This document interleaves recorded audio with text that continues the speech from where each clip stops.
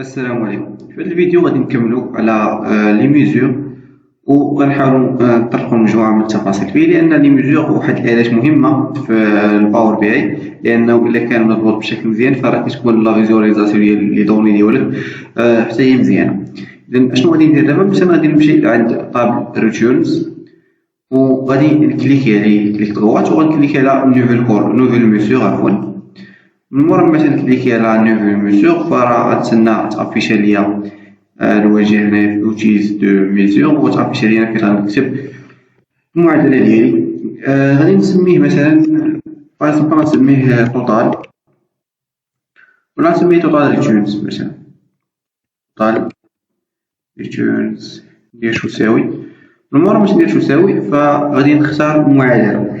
اذا المعادله اللي غنستخدمها باش نقدر ندير الفلتر لهاد الكولوم في هاد الطابلو ديالي، فغادي نختار المعادله مثلا الكونجوز كنا شفناها قبل في الفيديوهات باش كتحسب لي عدد الاسطر وعدد الليلين في واحد الطابلو معين. انا غنديرها باش دير لي الفلتر في الليلين ديالي في الطابلو. اذا غنكليكي على المعادله هي كونجوز، غنكليكي عليها هنايا. من موراها غنكتب سمية ديال الطابلو، سمية الطابلو اللي هي ريجيون كما كتعرفو غنكليكي عليه. إذا من مورا باش نكليكي عليه نكليكي على زيرو اونطري. فاش غنكليكي على زيرو اونطري فراه غادي يتكريا ليا هداك الميزور هنايا كما كتشوفو توتال راوس اللي فيه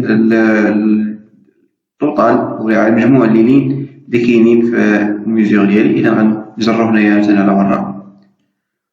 انا من مره ما جريتش على برا فين تيتافيش ليا بهذا الشكل العلامي ديالي كما كتعرفوا. اذا غنمشي نكليكي على ماتريس باش تافيش ليا لا فالور. اذا من مورا ما كليكيتش على ماتريس افيش ليا لا فالور هنايا. فدابا انا عرفت التوتال ديال ليلين اللي كاينين عندي في هذاك الطابلو ديال ريجيون. باغ غادي نمشي دابا للطابلو ديال برودكت كاتيجوري. برودكت كاتيجوري فيه الكاتيجوري نيم والبرودكت كاتيجوري.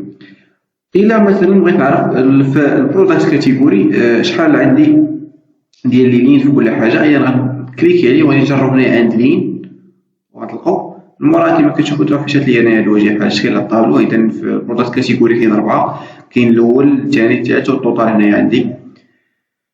فكره اخرى شفناها في الميزور اللي كاين في لوجيسيال باور بي اي اللي كيعاوننا اننا نفلتريو لي دوني اللي يكونوا عندنا في الطابلو.